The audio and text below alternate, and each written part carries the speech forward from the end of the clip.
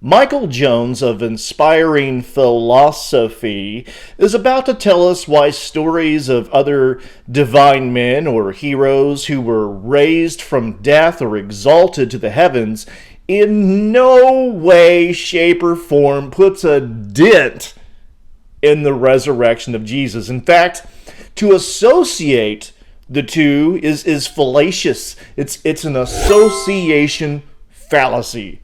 And we skeptics we're dead wrong. We're way off. Way off. Because we just want to sin, man. You know, we just want to do bad. God, I hate it. I hate it when they've got our number like this. It's pretty embarrassing, to tell you the truth. It sucks. It's real bad.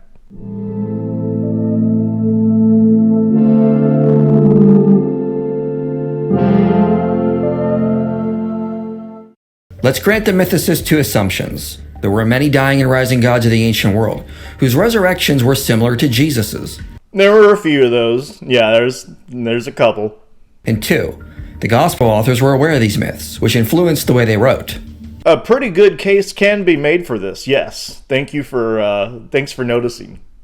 I'm skeptical of these assumptions, but many mythicists and skeptics who think Jesus existed, but still believe the account of his resurrection was a myth, have spent hours arguing for one or both of these points. Try years. Yes. Like, well over a decade. Because I don't have a lot to do. I don't have a lot of friends, Michael. This is often done not merely to show comparisons, but to actively argue Jesus' resurrection should also be understood as a myth. Yeah. Yep. Yes. To say Jesus did really rise from the dead, but deny that Osiris or Inanna did not, is special pleading on their view. For them, it makes more sense to see them all as myths, because of the similar story features. Yes. But the main problem is the conclusion does not in any way follow from the argument.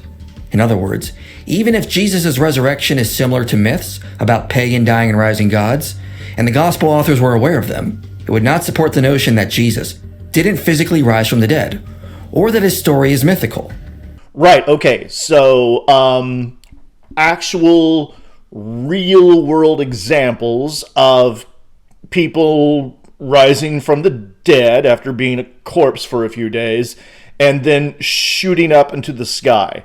I want real world examples. You don't have one, because this is absolutely positively unheard of in our contemporary experience of the world. It just doesn't happen. Whereas in the ancient world, we have a multitude of mythic and legendary stories about divine men and heroes who defeat death, who rise bodily from death, and are exalted to the highest place in the heavens or upon Mount Olympus. That this is a well-known motif in the ancient world. The only analogy that we have to the resurrection and exaltation of Jesus is in myth and legend from about that same general time and place in history, with no actual analogy, no frame of reference to the real world. Yeah, I'd say it's, it's the old rule: if it acts like a duck and quacks like a duck, it's probably a duck. That's what we're talking about. Not absolute certainty, but probability, right? By way of analogy, this is probably more of the same. I think that's fairly logical, but you know me, I just want to do dirty, bad stuff to people. Oh man, I could go for a sin burger right now. You know what I'm saying? Finding similarities in the Gospels to what we find in myths does not prove the Gospels are also mythical. Each account should be judged on its own merits, as to whether it's historical, mythical, or a mixture of both. Yes, each account should be judged on its own merits. And given that we don't have a single actual eyewitness report from anyone in the ancient world who actually knew Jesus, and given that he is literally nowhere to be found, yet he lives forever, I don't know. It's not looking good. It's not looking good to me. But you know what I mean? I just want to, then again, I just want to do dirty, naughty, bad stuff. So that's the only reason that I'm, you know what I mean? I hate that I'm so transparent. It's gross. Finding some correlations does not mean both stories share every feature. To make that argument is an association fallacy. Oh shit, I'm committing a fallacy. What a dunce. This is where someone finds overlap in some way, and then unjustifiably assumes two things share overlap in other ways as well. An example would be if I said, both Todd and Mark grew up in a bad neighborhood, but Todd is a criminal. So we can therefore say Mark must also be a criminal because of the association they have. Or one could say Osiris was resurrected, and Jesus was resurrected, but Osiris' resurrection was a myth. Therefore, the resurrection of Jesus is also a myth. Both of these examples are association fallacies. Right, so let's explain what an association fallacy actually is and why this isn't one. And I'm going to read to you my response to someone who came floating over to my channel, apparently after having seen this video of Michael's. It's precious. I'm going to read this off to you. Just bear with me. An association fallacy is when you say X shares features with Y, therefore X is the same as Y, despite there being known exceptions to whatever general rule you're attempting to apply. Example, a bicycle shares some of the features of a car, therefore a bicycle is the same as a car. Derp. It is fallacious because not all things with wheels are necessarily bicycles. And this is common knowledge based on our contemporary experience of the world, all the known phenomena that we collectively observe. When skeptics are talking about divine men or heroes who conquer death and pass on to another plane of existence, accompanied by missing body tropes and post-mortal appearances, or the conferring of immortality upon their followers, there are no known exceptions to the general rule, namely, that we are dealing with ancient myth and legend in each and every case. That the apologist is attempting to make a single exception for their favored version, despite all other examples belonging to the category of ancient myth, constitutes, yes, special pleading. Nothing in our contemporary experience of the world, zero, zilch, nada, evinces regular or even occasional exceptions. So, yeah, it's an association fallacy if there are known exceptions to the rule, in which case you would say, no, it's not necessarily that, because we know based on experience that there are exceptions. But in this case, there ain't. So, yeah, this is inspiring philosophy. This is inspiring apologetics. Please stop calling this philosophy. Because of this, it would not be special pleading to say Jesus is historical and Osiris is not. Yeah, it would not be special pleading to say that Jesus was historical, because we do know exceptions here, right? Sometimes great, legendary, prominent men or women in the ancient world, usually men, unfortunately, were deified and had their stories told in a manner that was consistent with ancient myths and legends. So there you have it. There's an exception to where we cannot simply deduce that Jesus was ahistorical. He may have been one of these people in the ancient world whose story was hugely embellished, exaggerated, and accreted various myths and legends. That happened. It was fairly common back then. It would be fallacious to say that Jesus' resurrection was historical, but all others were ancient myths, because, yeah, that's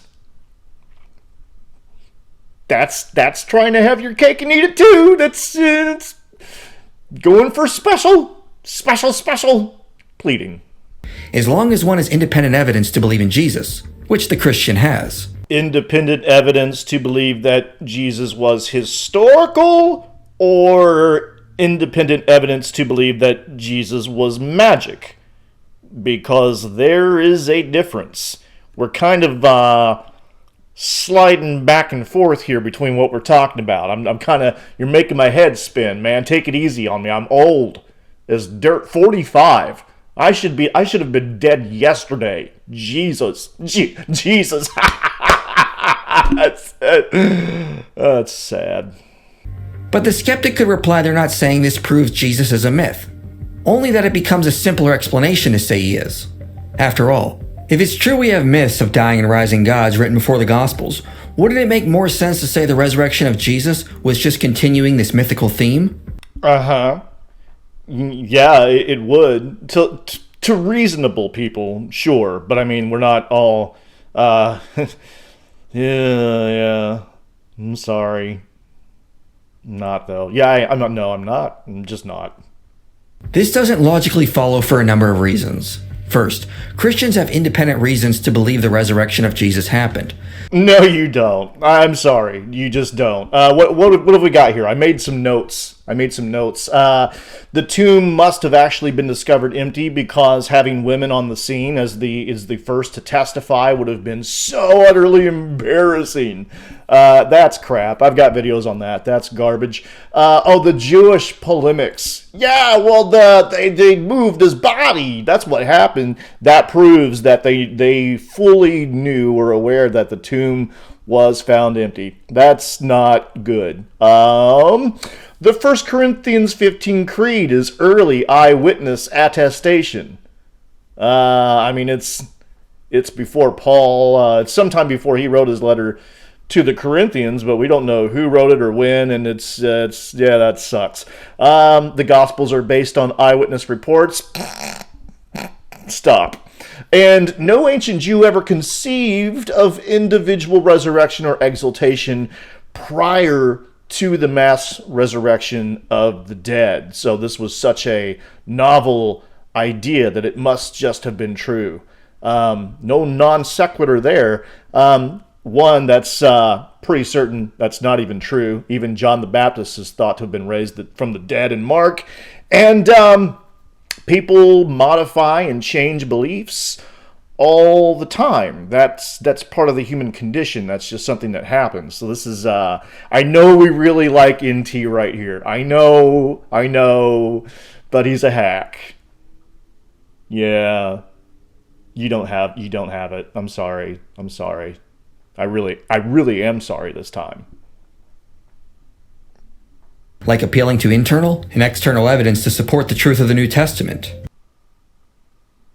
And second, throughout history we can find numerous stories that have similarities, and it does not follow they're all myths from this alone. So here Michael regales us with fascinating fictional stories, such as the great example that Frank Turek loves to use as well, the story of the Titan, which was a fictional story written well before the Titanic ever sank, like 14 years prior.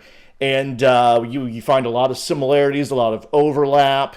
And one would not dare say that the historical sinking of the Titanic is unbelievable, that it must merely be a myth based on there having been a fictional story with some resemblances written beforehand. You wouldn't say that. That would indeed be fallacious.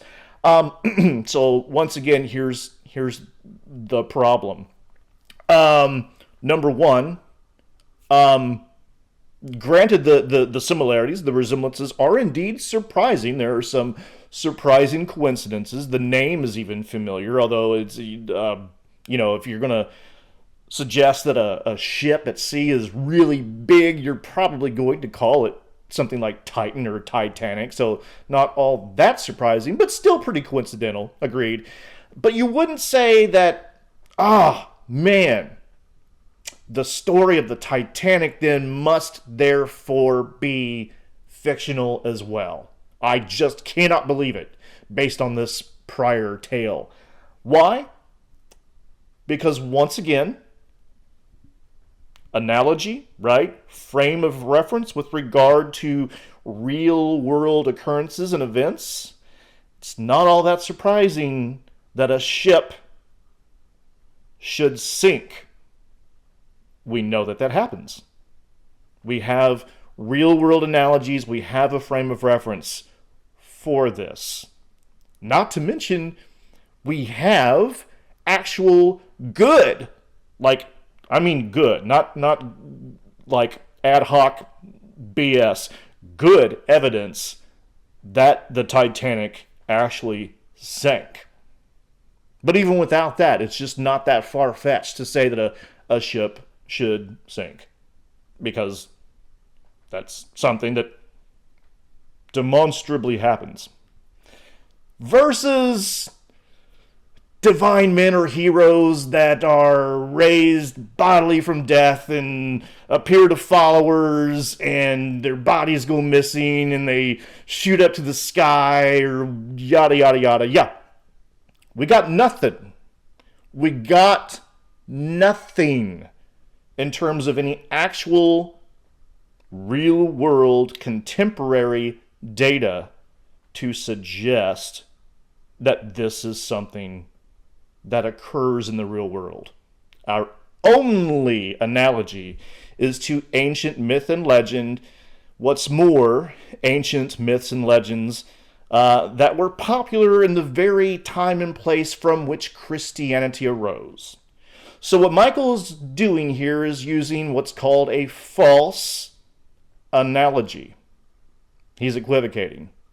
The fallacy's all yours, not ours. This has been fun though. Can we do this again? I really like these. I like it when you do these things and then we say things back, and it's I know you want me to debate you live. I've just eaten and I gotta keep it down, you know what I mean? But we'll do this again sometime. We'll have our little backs and forth. You'll not make sense, and I will, and we'll just keep at it. Support me on Patreon. Damn it! Give me a subscribe. Give me a like. Give me a handshake if you ever see me in person. Give me a little smooch on the. Okay, I went too far. I'm so sorry. Just like this video, please. Thanks.